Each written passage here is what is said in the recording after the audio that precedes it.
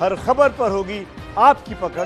Download कीजिए ABP live app. Delhi में अस्पतालों का क्या है हाल, इसको लेकर जो राजनीति लगातार चल रही है वो जानना भी आपके लिए बहुत जरूरी है। दरअसल दिल्ली के उपराज्यपाल ने दिल्ली सरकार के उस फैसले को निरस्त कर दिया जिसमें अरविंद केजरीवाल की सरकार ने दिल्ली के सरकारी और प्राइवेट अस्पतालों में दिल्ली के बाहर के लोगों के इलाज पर रोक लगाई थी। दिल्ली के अस्पतालों से एबीपी न्यूज की ये खास रिपोर्ट देखिए आप।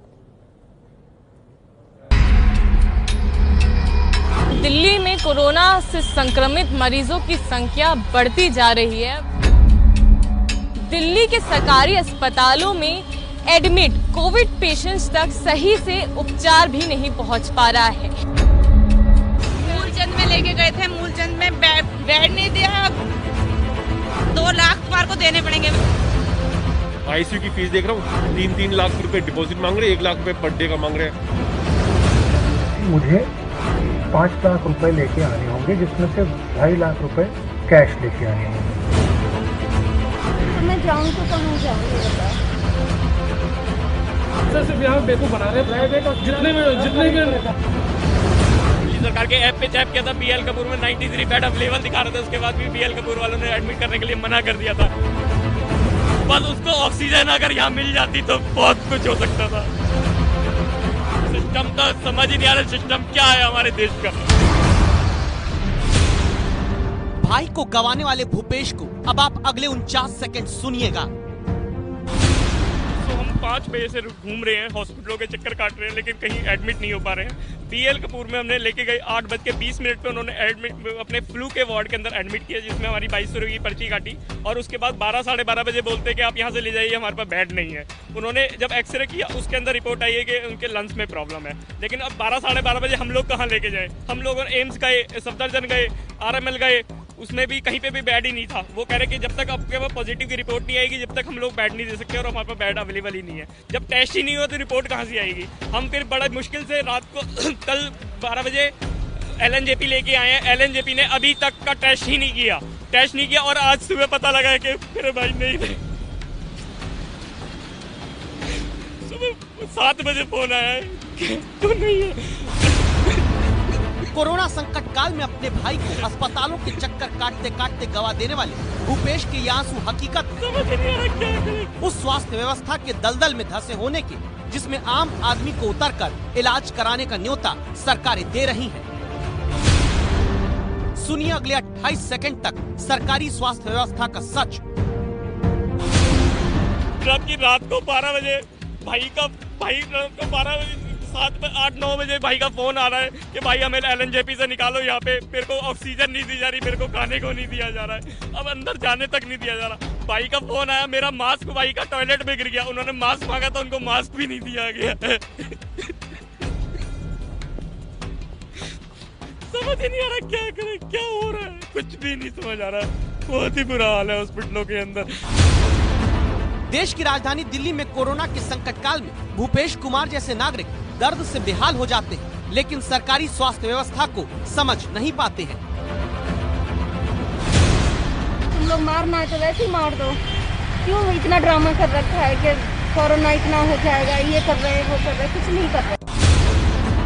ये भरोसा क्यों टूटा है, इस कहानी को आज आपके सामने एबीपी न्यूज संवाददाता इला काजू, संवाददाता अंजलि सिंह, संवाददाता जातिका सिंह और संवाददाता अंकित गुप्ता लाने जा रहे हैं। हमारा मकसद डॉक्टर्स पर सवाल उठाना नहीं, जनता को डराना नहीं, बल्कि स्वास्थ्य व्यवस्था को जगाना है। इसलिए आप जनता को अस्पताल के चक्कर कटवाने वाले सिस्टम की घंटी बजाओ। जो डबलिंग रेट है 14-15 दिन का है। जितने केसेस आज हैं, हमने एक एक्सपर्ट कमेटी बिठाई थी, उसने कहा कि हर 14 दिन के अंदर डबल होने के चांसेस हैं। तो उसके हिसाब से जैसे आज 28,000 हैं तो 56,000 हो जाएंगे। बहुत मुश्किल है। पहले तो उन्होंने भी मना किया, उसके बाद फोन कराया, हर्षवर्धन जी को फोन कर रहे हैं, फोन नहीं उठा रहे, सत्येंद्र जैन जी को फोन कर रहे हैं, फोन नहीं उठा रहे, कहीं से कोई कुछ नहीं हो रहा है। जो टोल फ्री नंबर है 1077, उन पे भी कॉल किया, वो कहते हैं उस नंबर पे कॉल करो, उन्होंने लैंडलाइन नंबर दे दिया, मिनिस्ट्री के कॉल करो, वहाँ पे भी फोन नहीं उठाया जा रहा है। बहुत बुरा हाल है, सिस्टम का समझ ही नहीं आ रहा सिस्टम क्या है हमारे देश का। बहुत बुरा हाल हो रहा है सिस्टम का। कोई सुनवाई नहीं है गरीब आदमी की, कोई सुनवाई नहीं आम आदमी की। भूपेश अपने भाई कमल जैन 2 दिन पहले बीएल कपूर अस्पताल ले गए। कल दोपहर 3 बजे LNJP अस्पताल लेकर आए। आरोप है कि अस्पताल में वक्त पर ऑक्सीजन तक नहीं मिल पाई। 3 दिन में 4 अस्पतालों में बेड के लिए दौड़ाया जाता रहा। सरकार के ऐप पे चेक किया था, BL कपूर में 93 बेड अवेलेबल दिखा रहा था, उसके बाद भी BL कपूर वालों ने एडमिट करने के लिए मना कर दिया था कि हमारे पास बेड ही नहीं है। हमने कहा 93 बेड दिखा रहा है ऐप के अंदर, तो वो कहते हैं हमारे पास एक्सेस ही नहीं है कि हम इस ऐप को अपडेट कर सकें। कल रात को अपडेट हुआ है उनका ऐप, जब उसके अंदर अब 2 बेड दिखा रहे हैं वहाँ पे। बस उसको ऑक्सीजन अगर यहाँ मिल जाती तो बहुत कुछ हो सकता था, बहुत जान बच सकती। पड़ताल आगे शुरू की संवाददाता अंजलि सिंह ने, जो दिल्ली के GTB अस्पताल पहुंची हैं। दिल्ली के लोकनायक अस्पताल के बाद ये दूसरा सबसे बड़ा अस्पताल है। 1500 बेड का अस्पताल है, जहां पर कोरोना का ट्रीटमेंट दिया जा रहा है। लेकिन यहां पर जो मरीज हैं, उनके परिजन जो बाहर बैठे हुए हैं, उनकी काफी दिक्कतें हैं। दिल्ली सरकार के अधीन आने वाले इस अस्पताल के बाहर कैमरा देख परेशानी बताने खड़े हुए ये सूरज प्रकाश सिंह हैं। इनके चाचा यहाँ भर्ती हैं। सूरज का आरोप है कि बेड के लिए दौड़ाया जा रहा है।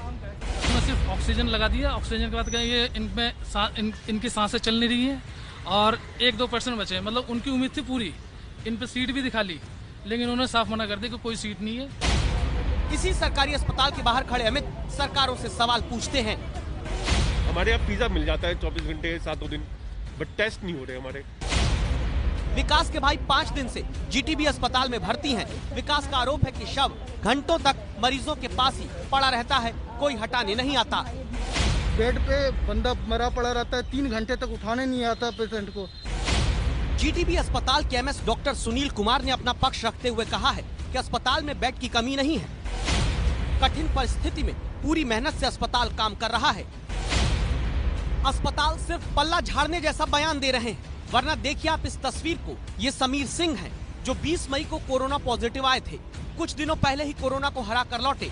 लेकिन समीर सिंह सिर्फ कोरोना को नहीं, बल्कि राजधानी में हेल्थ सिस्टम की नाकामियों को भी हरा कर लौटे हैं।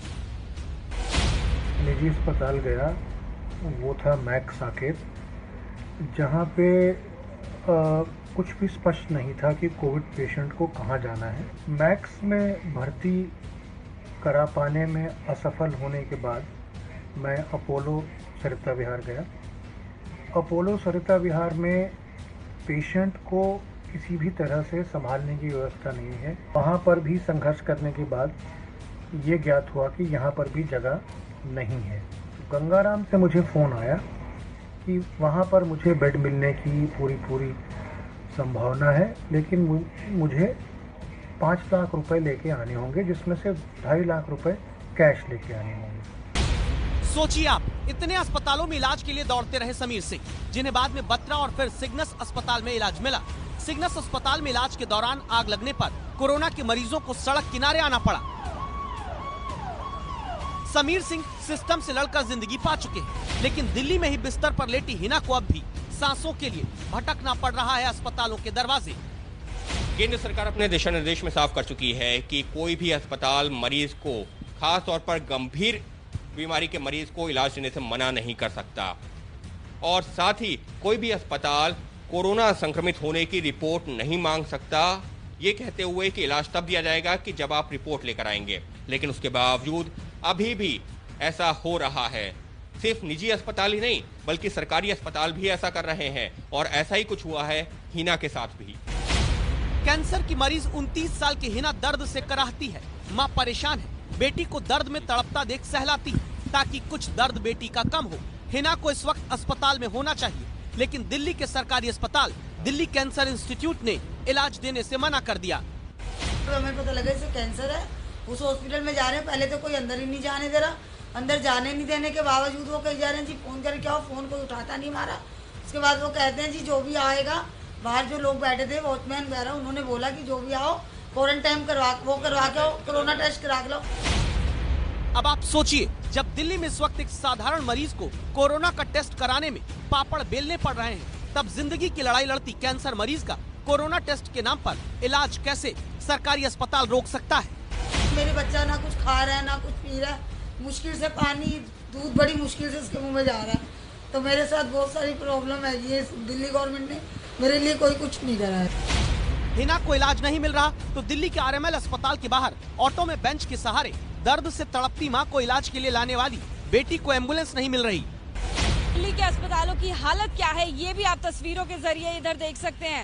एम्बुलेंस का कितना अभाव है कि एक परिवार जो है उसे महिला को जो अपने परिजन है किस तरह से ऑटो में लिटाकर ले जाना पड़ रहा है ये आप देख सकते हैं। तो एम्बुलेंस जो होती है वो नियर बाय के लिए होती है, हम दूर नहीं ले जा सकते। मैंने उनको कहा कि ट्रीटमेंट जब RML से चल रहा है तो हम कहीं और क्यों लेके जाएं, तो उन्होंने कहा कि हमारे रूल्स ही यही हैं कि हम नहीं लेके जा सकते। उन्होंने बहुत देर बहसबाजी करी।